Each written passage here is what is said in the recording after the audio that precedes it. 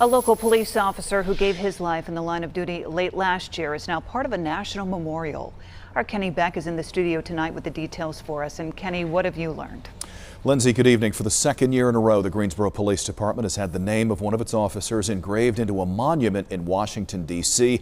that about 250,000 people visit each and every year. Officer Michael Horan's name now officially appears on the National Law Enforcement Officers Memorial. An artist engraved it just a few days ago. He is one of 345 fallen officers whose name is or will soon be added to the memorial, then read aloud during the Roll Call of Heroes next month on the National Mall, which concludes with a candlelight vigil. This event draws about 30,000 people each year and is a big part of National Police Week. Officer Horan was shot and killed 2 days before Christmas, responding to a call about a man with a gun inside of a grocery store in Greensboro. His death occurred 360 days after Sergeant Dale Nix was killed trying to stop a crime in progress in Colfax. That would be way outside the norms for most police departments of that size.